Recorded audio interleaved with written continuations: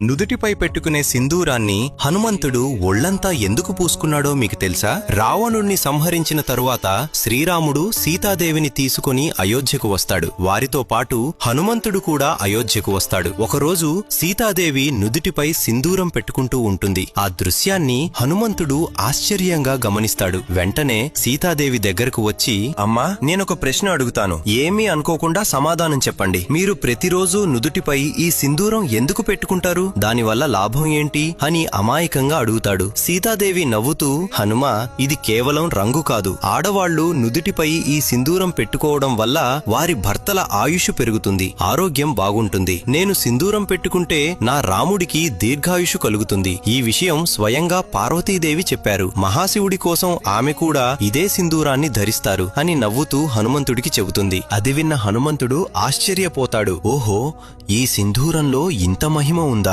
అంతే ఆలోచిస్తూ హనుమంతుడికి ఒక ఆలోచన వస్తుంది. సీతమ్మ నుదుటిపై ఒక చిన్న బొట్టు పెట్టుకుంటేనే నా రాముడికి ఇంత మేలు జరుగుతే, నేను ఒళ్లంతా పూసుకుంటే ఇంకెంత మేలు జరుగుతుందో అని ఒక్క క్షణం కూడా ఆలస్యం చేయకుండా సింధూరాన్ని తన 2 చేతులతో తీసుకుని ఒళ్లంతా పూసుకుంటాడు. అది చూసి సీతమ్మ ఆశ్చర్యపోతూ వెంటనే పొరుగెత్తుకుంటూ వెళ్లి శ్రీరాముడికి జరిగింది చెబుతుంది. కొద్దిసేపటికి ఒళ్లంతా సింధూరంతో నిండిన హనుమంతుడు అమాయకంగా నవ్వుకుంటూ రాముడి దగ్గరకు వస్తాడు. అలా హనుమంతుని చూసి శ్రీరాముడు హనుమంతుడి ప్రేమకు ముక్తుడైపోతాడు. శ్రీరాముడు చిరునవ్వుతో, ఎందుకు హనుమా ఇలా చేశావు అని అడుగుతాడు. హనుమంతుడు అమాయకంగా నవ్వుతూ అంటాడు, మీకోసమే స్వామి. సీతమ్మ నుదుటిపై ఒక చిన్న బొట్టు పెట్టుకుంటేనే మీకు ఇంత మేలు జరిగితే నేను ఒళ్లంతా సింధూరం పూసుకున్నాను. ఇప్పుడు మీరు ఎన్ని ఏళ్లైనా ఆరోగ్యంగా ఉంటారు అని అంటాడు. ఆ అమాయక మాటలు విన్న శ్రీరాముడు హనుమంతుడిని ప్రేమతో కౌగిలించుకుంటాడు. అందుకే ఈ రోజుకి కూడా మనం